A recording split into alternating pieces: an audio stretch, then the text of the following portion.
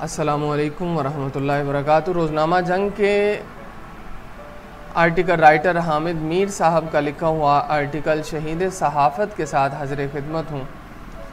ये एक ऐसे सहाफ़ी की कहानी है जिसे गोली मारकर ख़त्म कर दिया गया, लेकिन उसकी कहानी आज तक तमाम नहीं हो सकी।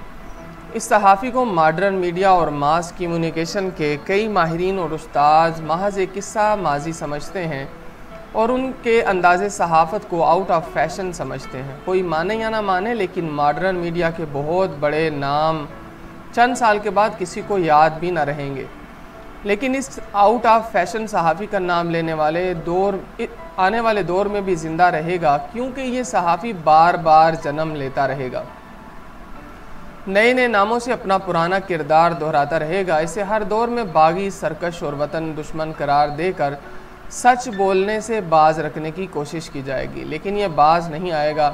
उसे पहले भी अपने अंजाम का पता था, उसे आइंदा भी अपने अंजाम का पता है। उसे हमेशा से पता है कि उसे गोली मार दी जाएगी, लेकिन वो अपनी मौत में कौम की हयात देखता है और बार बार गोली खाने के लिए तैयार रहेगा। गौरतलब बात यह है कि अगर अरबाबे ताकत इस सरकश सहाफ़ी को गद्दार और वतन दुश्मन समझते थे, तो इस पर किसी अदालत में मुकदमा क्यों न चलाया गया? गोली क्यों मार दी गई? मुकदमा चलाना एक मुश्किल काम है। अक्सर ऐसा होता है कि अरबाब ताकत अपनी मर्ज़ी की अदालतें बनाकर वहाँ अपनी मर्ज़ी के जज बिठा देते हैं, लेकिन उन मर्ज़ी के जजों को भी कुछ ना कुछ सबूत और शहादतों की ज़रूरत होती है ताकि वो अरबाब ताकत की मर्ज़ी का फ़ैसला सादिर कर सकें, क्योंकि ये फ़ैसले तारीख़ का हिस्सा बनकर अदलिया के किरदार पर एक दाग की तरह सब्त हो जाते हैं। लिहाजा मुकदमा चलाने के बजाय सरकशों को गोली मार देना या उनकी गर्दन उड़ा देना एक आसान रास्ता है, ताकि किसी जज के लिए मुश्किल पैदा ना हो। क्योंकि हमने देखा है कि नाइंसाफ़ी करने वाले कई जजों को बाद में डरावने ख्वाब आते हैं और ये जज पूरी कौम के लिए डरावना ख्वाब बन जाते हैं। हम जिस सरकश सहाफ़ी का जिक्र कर रहे हैं, उसे किसी अदालत में पेश ना किया गया, बल्कि उसके दफ्तर से उठाकर उसे गोली मार दी गई। तारीख़ का कमाल देखिए कि उस सहाफ़ी को आज गद्दार की हैसियत से नहीं, बल्कि बर्रे सगीर पाको हिंद का पहला शहीद सहाफ़त करार दिया जा रहा है।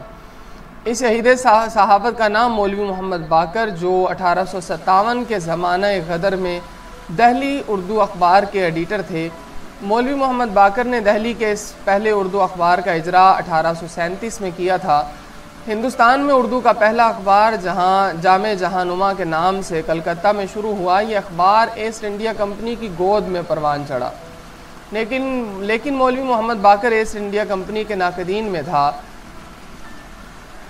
ईस्ट इंडिया कंपनी के नाक़दीन में शुमार होते थे। वो ये अखबार अपने बेटे मौलाना मोहम्मद हुसैन आज़ाद की मदद से शाया करते, जो सियासी हालात पर शायराना तबसरे किया करता। 10 मई 1857 को मेरठ की फ़ौजी छावनी में हिंदू और मुसलमान सिपाहियों ने अंग्रेज़ों के ख़िलाफ़ बगावत की, तो दहली के तख्त पर आखिरी मुग़ल बादशाह बहादुर शाह ज़फ़र विराजमान थे। बहादुर शाह ज़फ़र का इक़्तिदार सिर्फ उनके शाही महल तक महदूद था। किसी ज़माने में मौलवी मोहम्मद बाकर को अपने दोस्त शायर शेख मोहम्मद इब्राहिम ज़ोक़ की विसातत से बहादुर शाह ज़फ़र के दरबार तक रसाई हासिल थी। क्योंकि ज़ोक़ का शुमार बादशाह के उस्तादों में होता था, ज़ोक़ की वफ़ात के बाद मिर्ज़ा गालिब शाही दरबार से वाबस्ता हो गए। ज़ोक़ और गालिब की मुआसराना चश्मुक किसी से ढकी छुपी न थी। एक दफ़ा ज़ोक़ की सवारी गालिब के मोहल्ले से गुजरी तो गालिब ने फप्ती कसी, बना है शाह का मसाइब फिरे है इतराता। कुछ दिन बाद ज़ोक़ ने गालिब को शाही मुशारे में मदऊ कर लिया। गालिब मुशारे में आए तो ज़ोक़ ने बादशाह की मौजूदगी में फरमाइश की कि वो आपने मुझ पर एक फ़िक्रा कसा था, ज़रा उसका दूसरा मिसरा तो पढ़ दें। गालिब ने ये शेर कुछ यूँ सुनाया, बना है शाह का मसाहिब फिरे है इतराता, वगरना शहर में गालिब की आबरू क्या है। गालिब ने शेर की मदद से मुशायरा लूट लिया और बादशाह के मंजूर नज़र बन गए। लेकिन मौलवी मोहम्मद बाकर अपने अखबार में गालिब की अक्सर ख़बर लेते रहते थे, जिसकी वजह से उनका अखबार एंटी एस्टेब्लिशमेंट समझा जाता था। जबकि 1857 की बगावत हुई तो हर तरफ अफरा तफरी फैल गई। बागी सिपाहियों को क़यादत की ज़रूरत थी, इन्हें किसी मरकज़ की तलाश थी ताकि वो अपनी बगावत को मुनज़्ज़म करके हिंदुस्तान से ईस्ट इंडिया कंपनी की हुकूमत को ख़त्म कर सके। बागी सिपाहियों ने दहली में जमा होना शुरू कर दिया और बहादुर शाह जफ़र पर पुरजोर दिया कि ज़िले सुबहानी सुबह सिर्फ मुशायरों की सदारत न किया करें बल्कि बागियों की क़यादत भी कबूल फरमाएँ।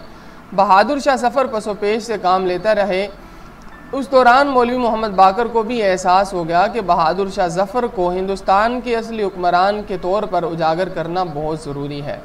ये वो मौका था जब उन्होंने फ़ैसला किया कि एक सहाफ़ी की हैसियत से हक़ और बातिल की लड़ाई में न्यूट्रल रहना बुज़दिली और बददियानती है। लाहौर से शाया होने वाले उर्दू के अखबार कोहिनूर ने बागियों को मुफसिदीन और अंग्रेज़ी फ़ौज को दलेराने अंग्रेज़ी लिखना शुरू कर दिया।